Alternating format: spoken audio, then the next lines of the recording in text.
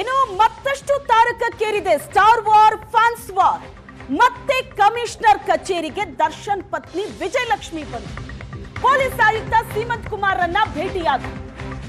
ಮತ್ತಷ್ಟು ತಾರಕಕ್ಕೇರಿದೆ star war fans war. Darshan ಪತ್ನಿ ವಿಜಯಲಕ್ಷ್ಮಿ ಕಮಿಷನರ್ ಕಚೇರಿಗೆ ಭೇಟಿ ಕೊಟ್ಟರು. ಪೊಲೀಸ್ ಆಯುಕ್ತರನ್ನ ಭೇಟಿಯಾದರು. ಅಶ್ಲೀಲ ಕಮೆಂಟ್ಸ್ ಪೋಸ್ಟ್ ವಿರುದ್ಧ ದರ್ಶನ್ ಪತ್ನಿ ಸಮರ ಸಾರಿರೋದು. ಕಳೆದ ವಾರನೇ ವಿಜಯಲಕ್ಷ್ಮಿ ದೂರು ಕೊಟ್ಟಿದ್ರು. ನೂರಾರು ಸ್ಕ್ರೀನ್ ಶಾಟ್ಗಳ ಸಮೇತ ಪೊಲೀಸ್ ಕಮಿಷನರ್ ಕಚೇರಿಗೆ ಬಂದು ದೂರನ್ನ ಕೊಟ್ಟಿದ್ರು.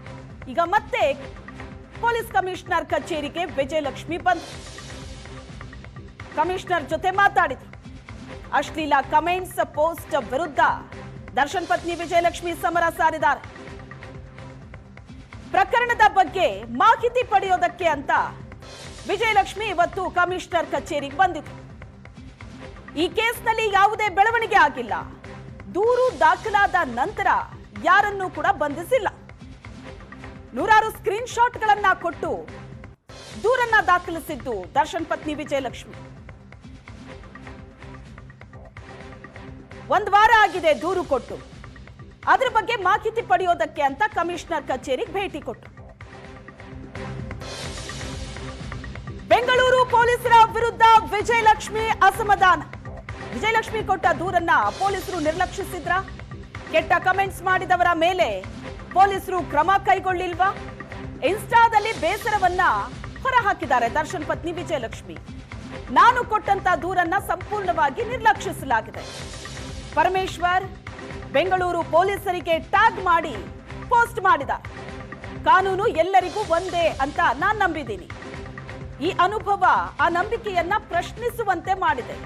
ನನ್ನ ದೂರು ಕಡಿಮೆ ಮುಖ್ಯವೇ ಅಥವಾ ಮಾನ್ಯವೇ ಪ್ರಶ್ನೆ ಮಾಡಿದ್ದಾರೆ. ಬೇರೆ ಮಹಿಳೆಯ ದೂರಿಗೆ 1 ದಿನದ ಒಳಗಡೆ ಕ್ರಮ ತೆಗೆದುಕೊಳ್ಳಲಾಗಿದೆ. ರಮ್ಯಾ ಹೆಸರು ಹೇಳಲಿಲ್ಲ, ಆದ್ರೆ ಅಸಮಾಧಾನ ಹೊರ ಹಾಕಿದ್ದಾರೆ ದರ್ಶನ್ ಪತ್ನಿ. ಯಾಕಂದ್ರೆ ರೇಣುಕಾಸ್ವಾಮಿ ಪ್ರಕರಣದಲ್ಲಿ ರಮ್ಯಾ ಮಾಡಿದಂತ ಒಂದು ಪೋಸ್ಟಿಗೆ ಒಂದಷ್ಟು ಅಶ್ಲೀಲವಾದ ಕೆಟ್ಟ ಕಮೆಂಟ್ಸ್ಗಳು ಬಂದ್ವು ರಮ್ಯಾಗೆ. ಅದರ ಸ್ಕ್ರೀನ್ ಶಾಟ್ ಸಮೇತ ರಮ್ಯಾ ದೂರನ್ನ ದಾಖಲಿಸಿದ್ರು.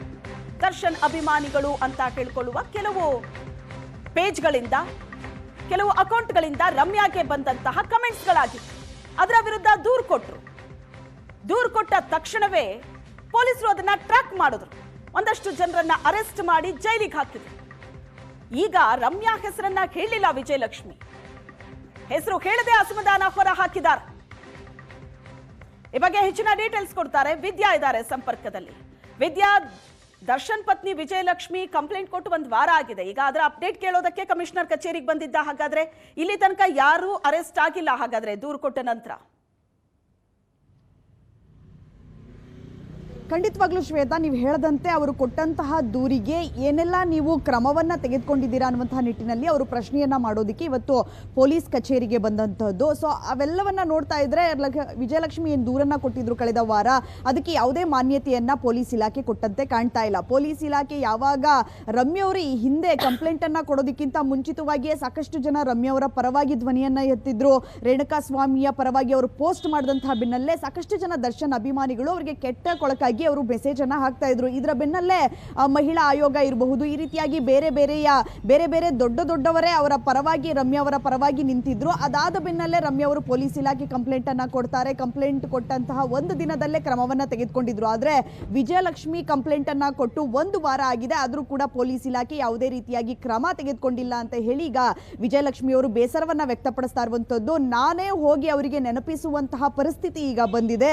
ಆದ್ರೆ ಪದೇ ನಮ್ಮ ಲಾಯರ್ ಹೋಗಿ ಅವರಿಗೆ ಈ ಕಂಪ್ಲೇಂಟ್ ಬಗ್ಗೆ ಅವರು ನೆನಪು ಮಾಡುವಂತಹ ಕೆಲಸವನ್ನ ಮಾಡಿಕೊಟ್ರು ಕೂಡ ಪೊಲೀಸ್ ಇಲಾಖೆ ಈ ಕಂಪ್ಲೇಂಟ್ ಬಗ್ಗೆ ಯಾವುದೇ ಕ್ರಮವನ್ನ ತೆಗೆದುಕೊಂಡಿಲ್ಲ ಅನ್ನುವಂಥ ನಿಟ್ಟಿನಲ್ಲಿ ಈಗ ಆಲ್ರೆಡಿ ಪೋಸ್ಟ್ ಮುಖಾಂತರ ಅವರು ಬೇಸರವನ್ನ ಹೊರಹಾಕಿರುವಂಥದ್ದು. ಆದರೆ ರಮ್ಯಾ ಅವರ ಹೆಸರನ್ನ ಎಲ್ಲೂ ಕೂಡ ಅವರು ಉಲ್ಲೇಖವನ್ನ ಮಾಡಲಿಲ್ಲ. ಅವರ ಹೆಸರನ್ನ ಉಲ್ಲೇಖವನ್ನ ಮಾಡದೆ ಇಂಡೈರೆಕ್ಟ್ ಆಗಿ ಒಬ್ರು ಕೊಟ್ಟಂತಹ ಕಂಪ್ಲೇಂಟ್ಗೆ ಅವರು ಇಮಿಡಿಯೇಟ್ ಆಗಿ ಆಕ್ಷನ್ ಅನ್ನ ತೆಗೆದುಕೊಳ್ತಾರೆ. ಆದರೆ ನಾನು ಕಂಪ್ಲೇಂಟ್ ಅನ್ನ ಕೊಟ್ಟು ಸಾಕಷ್ಟು ದಿನ ಆದರೂ ಕೂಡ ಯಾವುದೇ ರೀತಿಯಾಗಿ ಅವರ ಆಕ್ಷನ್ ಅನ್ನ ತೆಗೆದುಕೊಂಡಿಲ್ಲ ಅನ್ನುವಂಥ ನಿಟ್ಟಿನಲ್ಲಿ ಬೇಸರವನ್ನ ವ್ಯಕ್ತಪಡಿಸಿರುವಂತದ್ದು. ಅದರ ಜೊತೆಗೆ ಬೆಂಗಳೂರು ಸಿಟಿ ಪೊಲೀಸರು ವಿದ್ಯಾ